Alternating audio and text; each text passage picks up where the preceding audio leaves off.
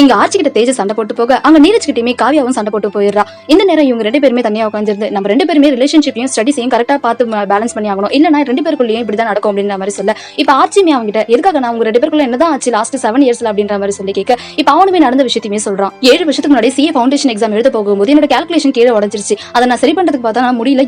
எல்லாருக்கிட்டையுமே நான் கேட்டு பார்த்தா யாராச்சும் எக்ஸ்ட்ரா கால்குலேட்டர் வச்சிருக்கீங்களான்னு சொல்லிட்டு ஆனா யாருமே எதுவுமே சொல்லவே இல்லை. எனக்கு அப்பவே ஒரு மாதிரி ஆச்சு, ரொம்பவே ஸ்ட்ரெஸ்ஸா ஃபீல் பண்ணேன். அப்பதான் இவன் வந்தா இவ எத்தனை வந்து எனக்கு ஒரு கால்குலேட்டருமே கொடுத்தா. அந்த நேரம் எனக்கு ரொம்பவே ஹெல்ப்ஃபுல்லா இருந்துச்சு. அதுக்கப்புறம் நான் இவளை எங்கேயுமே பார்க்கல, வேற ஒரு இடத்துலயுமே மீட் பண்ணேன். அப்ப நாங்க ரெண்டு பேரும் மீட் பண்ணும்போது ரொம்பவே ஹாப்பியா தான் இருந்துச்சு. அதுக்கப்புறம் எங்களோட ரிலேஷன்ஷிப் வளர ஆரம்பிச்சது. அதுதான் இப்போ எங்களுக்கு லவ்வாவும் வர ஆரம்பிச்சது. ஆனா ஒரு கட்டத்துக்கு மேல நான் சிஏ ஃபவுண்டேஷன் எக்ஸாமே முடிச்சு இன்டர்மீடியட் எக்ஸாமே முடிச்சு சிஏ ஃபைனல் எக்ஸாமே எழுதிட்டேன். ஆனா அவ அப்பதான் சிஏ ஃபவுண்டேஷன் எக்ஸாம் எத்தனை முறை எழுதிருந்தாலும் எழுதாம பாஸ் பண்ணாமலே அப்படியே தான் இருந்தா. ஒரு கட்டத்துக்கு மேல எனக்கே ஒரு மாதிரி ஆயிடுச்சு. நான் எத்தனை முறை அவ ஃபெயில் ஆகும் போதெல்லாம் அவளுக்கு மோட்டிவ் மட்டும் தான் கொடுத்துட்டு இருந்தேன். நான் எப்பலாம் பாஸ் பண்றோம் அதை என்னால செலிப்ரேட் கூட பண்ணாம இருந்த மாதிரி இருந்துச்சு. அதனால அவகிட்ட நான் டைரக்டாவே சொல்லிட்டேன், இதுக்கு மேல என்னால உங்க கூட இருக்க முடியாது. இதுக்கு மேல நான் இருந்தேன் அப்படின்னா கண்டிப்பா நானே சிஏ ஃபைனல் எக்ஸாம் கிளியர் பண்ணுவேனே தெரியாது. அதனால நான் இங்க இருக்கவே விரும்பல. சோ உன்னோட வேலை என்னவோ உன்னோட இது என்னவோ நீ அதை பாத்துக்கோ, என்னால இதுக்கு மேல இங்க இருக்க முடியாது சொல்லிட்டு அவளோட கால்குலேட்டர் அவகிட்ட கொடுத்துட்டு வந்துட்டேன். நான் இப்ப யோசிக்கிறேன் அது எவ்வளவு பெரிய முட்டாள்தனமான வேலை அப்படின்னு சொல்லிட்டு நான் பயந்துருக்கேன். அவளை பார்த்து பயந்ததுனால மட்டும் தான் இப்ப நான் சிஏ ஃபைனல் எக்ஸாமுக்கு 3 முறை எழுதியுமே கிளியர் பண்ண முடியல அப்படின்ற மாதிரி சொல்ல இப்ப அவளுமே என்ன பண்றது தெரியாம அமைதியா இருக்கா. சரி ஓகே, நம்ம ரெண்டு பேருக்குமே ஒரே சான்ஸ் தான் இருக்கு, ரெண்டு பேருமே போய் சாரி கேட்போம். கண்டிப்பா இந்த லைஃபை நம்ம தான் பேலன்ஸ் பண்ணி ஆகணும்,